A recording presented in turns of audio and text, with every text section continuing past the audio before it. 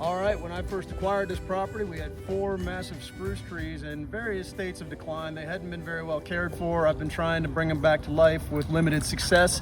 So I'm hopeful that these products are really going to show some improvement. They push out with great new growth every season, but you can see they're dropping needles on the interior, and they're just not very happy trees. But they do provide us privacy. I would like to save them.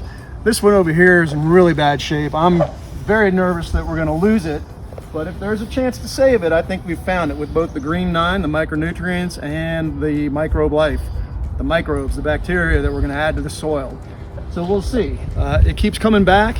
It refuses to give up, but it's just not doing that great. So we're going to make sure it's got all the nutrition and a healthy soil ecosystem, and we'll see what happens here in the next couple of months. Purple smoke tree, one of my favorite plants. This is actually doing okay. It could be a little thicker and fuller. We'll see what kind of effect our nutrition has on this.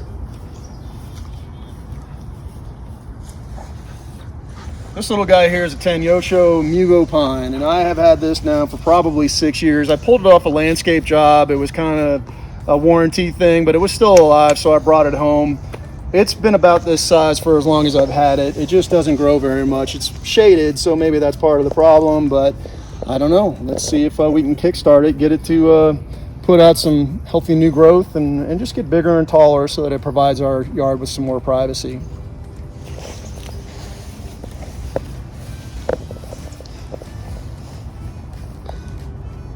Over here we have Heptacodium 7 sunflower. It's a really unusual plant for Colorado, not very well known or used. It's been doing okay for the last few years. It comes back every winter, showing some signs of yellowing chlorosis. That tells me it's missing some micronutrients, and so we're going to add that Green 9 and see if we can green it up.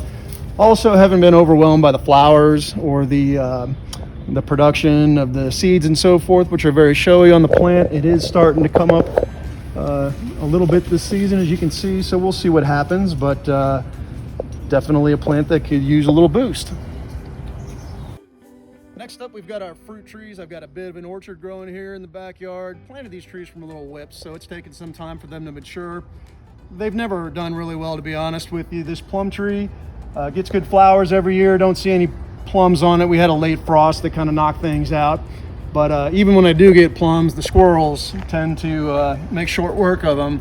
And you wait and wait and wait for these plums to get ripe, and then the squirrels come in and knock them all down. It's tragic. And I'd be happy to share if they would just eat a plum, but they take a bite, they throw it down on the ground, and then they pick another one. It drives me nuts. Anyway, we'd like to see some more height, more growth out of this tree, better fruit production, obviously. Back behind here, I've got 2 types of pear trees. They're doing okay, need some more robust growth, and of course, fruit production.